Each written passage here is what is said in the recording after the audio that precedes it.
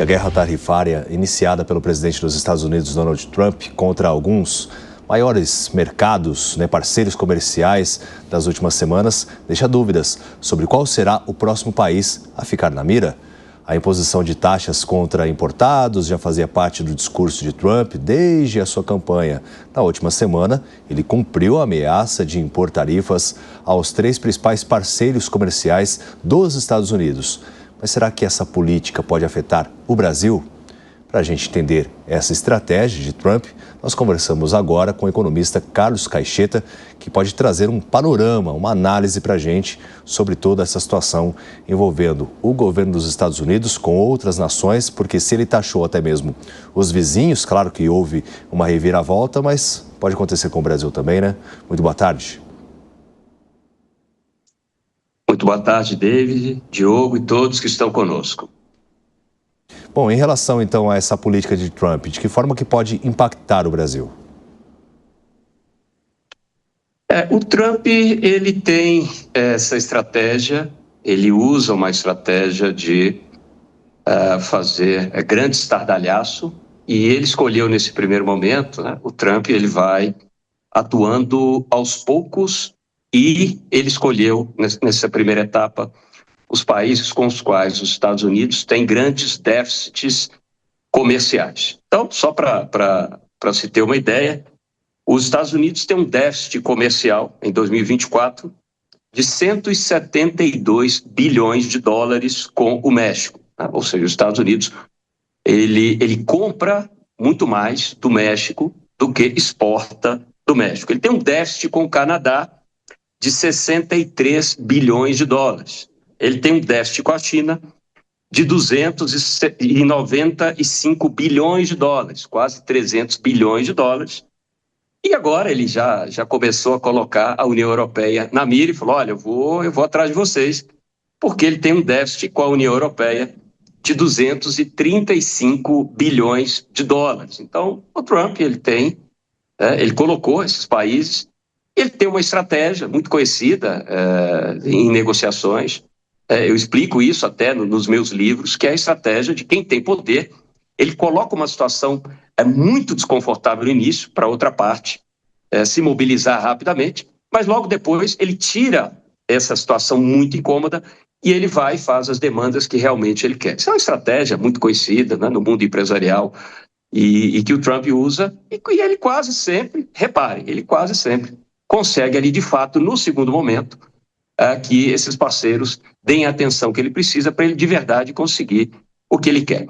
No caso brasileiro, nos últimos 16 anos, desde 2009, nós somos superavitários para os Estados Unidos. Ou seja, os Estados Unidos vendem mais para o Brasil e nós compramos muito mais do que vendemos para o Brasil. Então, em 2024, a balança comercial, o saldo do Brasil com os Estados Unidos foi positivo para os Estados Unidos em 300 milhões de dólares. E em termos percentuais, para a gente, os Estados Unidos é muito relevante. Os Estados Unidos é o segundo maior parceiro comercial para o Brasil, logo após a China. Mas nós somos ali em torno de 2% de relevância do comércio internacional ali para os Estados Unidos. Então, assim, dada essa relevância relativamente pequena para os Estados Unidos, e por sermos, e por eles terem saldos positivos na balança comercial, eu entendo que o Trump vai deixar a gente ali para depois. Eu falo, a melhor coisa para o Brasil é que o Trump deixe a gente, assim, a gente não apareça muito, ele esqueça que o Brasil exista e a gente passe ali despercebido. A não ser que tenha algum lobby de algum setor relevante nas indústrias assim, mais tradicionais, mais convencionais, que comecem a chegar ao presidente Trump pedindo certa proteção. Isso é um risco real que nós corremos, porque aí ele vai tentar fazer uma proteção setorial específica a essas indústrias nos Estados Unidos. Esse é um risco que nós corremos, mais setorial, mais industrial de proteção, do que tarifas genéricas como ele tentou, como ele, né, ameaçou colocá-lo, depois ele derrubou, como eu expliquei, é a estratégia que ele usa, do como ele fez com esses outros países. Por isso que ele se tornou bilionário até mesmo, né, nessa arte de negociação, mas muitas pessoas consideram também como uma ameaça. Mas caso o país, o nosso país, o Brasil, tenha uma relação mais delicada com os Estados Unidos, pode ser também a possibilidade de ampliar as negociações com a China e outros mercados? Porque é aquela velha história, né? Quando uma porta se fecha, a gente tem que buscar outras que estejam abertas. Exato. Vai depender muito da nossa diplomacia e de criar e de demonstrar que o Brasil tem competência suficiente, né? Tem capacidade suficiente para manter vínculos comerciais, vínculos transacionais, inclusive e caminhos diferenciados com outros parceiros, né? Então, assim, eu falo, a gente nunca pode comprar, e isso também é estratégia de negociação, a gente nunca pode comprar uma ameaça de pronto, né? Eu falo, o melhor negociador é aquele que sempre ouve muito mais, principalmente no início. Então, a gente demonstrar equilíbrio, diplomacia, vai ser muito importante, né, como bons players internacionais. E a gente ter boas relações com todos também vai ser muito importante. Então, uma vez que apareçam dificuldades dentro de uma estrutura inicial, a gente lida com aquilo ouvindo, né, com diplomacia, conversando e criando sempre alternativas para que a gente consiga com esses nossos outros players internacionais. Até lembrando, nosso maior parceiro internacional é a China. Nós temos contratos, nós temos várias estruturas e precisamos sempre ter, eu falo assim, o bom gestor, o bom país, ele tem sempre o plano B. E o alfabeto tem 26 letras, então a gente tem o plano B, o plano C, o plano D, o plano E. Então a gente vai criando essas alternativas sempre com diplomacia, sempre com equilíbrio e mantendo a soberania do nosso país com muita força, com muita competência, para que a gente tenha bons caminhos e bons resultados em todos os aspectos. Carlos, eu vou incluir na nossa conversa o Diogo da Luz, nosso comentarista aqui da Jovem Pan, para que também possa fazer pergunta. Muito boa tarde, Carlos. Eu fico aqui me perguntando como que os Estados Unidos poderiam fazer pressão de verdade no Brasil, se nós exportamos principalmente commodities para ele. E duas representam 40% ou mais de tudo que nós exportamos. Uma é petróleo. Se os Estados Unidos não quiserem comprar, qualquer outro país compra, porque petróleo é a commodity mais comum que existe. O segundo é café. O Brasil é o maior produtor de café do mundo. Logo atrás vem a Colômbia.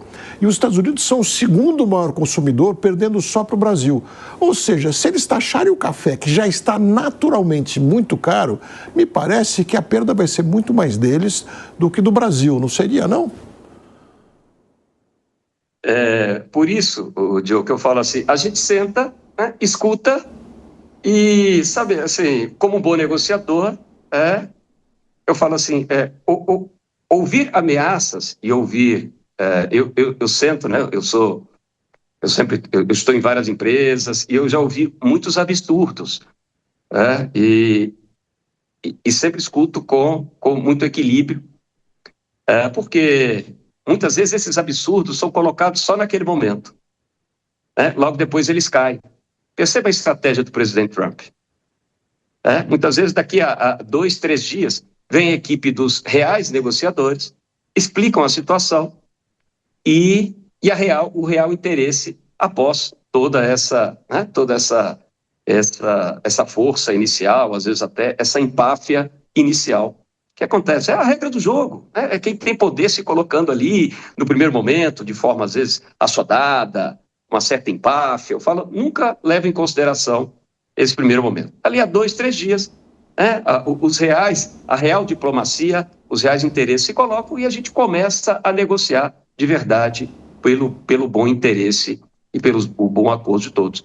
Então, caso isso aconteça, o Diogo, você chamou muito bem, muita atenção, são produtos que existem outros mercados, inclusive interessados, e que nós temos escolhas e opções. E muitas vezes os preços se dão na Bolsa de Chicago, né? São commodities que os preços se dão na Bolsa de Chicago. Então, nós vamos negociar o quê? há alternativas. E a gente fica ali, assim, escuta, cria alternativas e seguimos em frente. Bom, nós conversamos com o economista Carlos Caixeta, a quem eu agradeço demais a presença aqui no Fast News. Prazer é todo meu. Grande abraço a todos.